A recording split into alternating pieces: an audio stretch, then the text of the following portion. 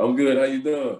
I'm good. I'm even better now. I thought you were All trying to right. stand me up. I'm a sensitive thug. I feel some type of way. I'm sitting here like, oh, wait. You felt that? That was that dramatic.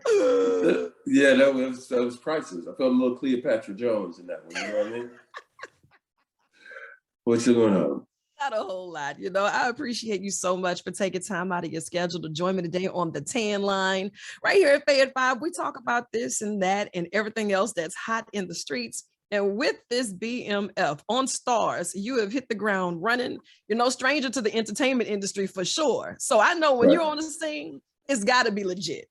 Yes, it is. And I think the story is a story in and of itself that's so unique because it's so Detroit that spawns out into other things. And it was important to me to tell that, but also to be a part of something that actually has occurred. No matter how loosely we're talking about it, these people, Terry and Meech, they were running their game when I was running around here running mine. So it has a nice connection that I kind of understand. Right. And then they were running this game in this industry on that level before we had all of the accessibility to social media, a hashtag or retweet. So the next level of genius, and now to step back in time to tell that story, how important is it that you really connect only to the content and to the character to portray that? Well, I mean, that's the most important thing is, you want to, you can't do it verbatim. It's not a documentary, you know what I mean? Yeah. And also, let's be clear, we can't actually tell all of the stories that went down. That would not serve us or them, to be perfectly honest, especially them. So we can loosely tattle around things that are kind of public knowledge and other things that we kind of know. And literally, Randy, the showrunner, has been talking to the brothers about what really went down. Mm-hmm. So for me, it's important that it has to look like the era. It has to sound like the era. It has to feel like the era. And then we have to tell this story as close as we can and entertainingly enough, as close as we can to what we're being given to share. And if we do that, and so far people have really dug it, if we really jump into that, we're going to be all right because we're telling the story. I'm not trying to idolize the brothers.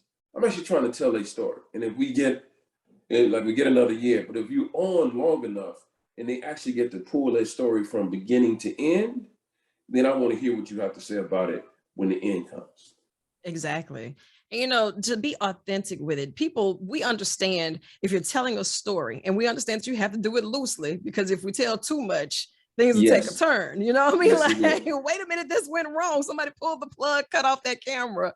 It's like telling the story and making it relevant, right? So we understand that there's a breakdown of communication between the streets, law enforcement. We understand that there has been an epidemic that's going on with the crime and is going on with the drug scene. And it even relates to today, even though it was set back then. Yeah. Now when the families are watching it, because I want to say that it's geared up enough for where families can watch it, they can be entertained and informed. There's a barrier that you all are breaking.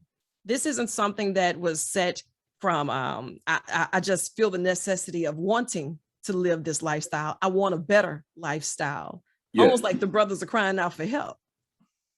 Well, I think, and I've said this before, what was also important that they came from a two-parent home. Mom and dad were there. Mm-hmm. Mom and dad were working. They were they were providing the best they could, but the family was surviving. These kids were trying to find a way to live. Right. And that's different. So when you see that and they're going through their hustle, I want you just to understand that they decided to turn left when most people turn right in order to attain that. They decided to turn left. I don't want to, my goal has never been to glorify it. My goal is just, hey, let me put it out there and let's see what you got to say. So right now, and many people, they like the brothers. They're enamored with them and that sort of thing. And as well they should. I think they were both very dynamic people in the time that we're talking about, as well as in the show. And then you have these offshoots, my character being one, and you realize, I should say this, there's always a connection between law enforcement and criminals. Always. There's always a connection. Now the question is, and I always say this, the city decides what sections of the city they want to allow to have a little more here so they can spend more time protected over there, right? Oh, wait, time out. Now you're getting too real. See, that's the real part that you're not supposed to say. No, that's why. No, I don't know why we ain't supposed to say it. Because look, if you actually ever lived in the city, you know the game, you understand that. So when I say that, sometimes it can be overrun. Like for instance, my hometown, Chicago, right now is way out of pocket. It's been way out of pocket for years. And subsequently, I don't know that they really have figured out a way to deal with that. That's where it's gotten crazy. That's where it's gotten beyond. But usually they'll say, okay, west side of Chicago here, this section of Baltimore over there. When I was first starting out in New York, they had sections of New York where they were like, oh, okay, that's where it is. That's where we're going. And they opened that up. And then I will never forget living in Midtown in New York and being able to walk cops on every corner in the theater district. And you can walk there. But when the theaters let out at 11 o'clock, cops went away. And everybody that was in the underworld came out. So there was agreement. You don't do nothing, don't mess with tourism. Then we don't walk away at 11. Don't mess up our clean money. We won't mess up your dirty money. Yeah, absolutely. Now, if you get too ugly, we start erasing things. And then things change because it became too much money to control that whole time, right? And that's one of the things. So it's never done without that connection. It's never done without that understanding. Now, as far as a cop being on the take, as you want to put it, slightly dirty or really dirty, or there are different degrees, like the difference between jaywalking and burglary. There's different degrees and levels to which some are willing to go. That too becomes an understanding, because if you're in that game, it's very difficult to ascend to the heights that these guys did without a little help. And they had to have a level of communication and understanding, some type of cooperation from somewhere, and it's so organized here in Louisiana. Our crime rate is crazy, and it just gets worse by the day. There is absolutely no organization that's going to say, hey, you know what, we can tackle this today and be done with it. So watching shows like BMF and seeing the line of communication from the hood to the good and somewhere in between, it's like you have to understand where a person is coming from. How is it that we got here? What made you want to do this? Why do you feel as if this was the necessity? Was there no other option? Was surviving the only way that was available at the time? And this lifestyle was the glitz and glamour? I mean, because they took this globally, No, they went bananas. See, here's the thing, they went really big. Right, so that's ultimately the only reason why this story's been told. We got 1,000. You in Louisiana.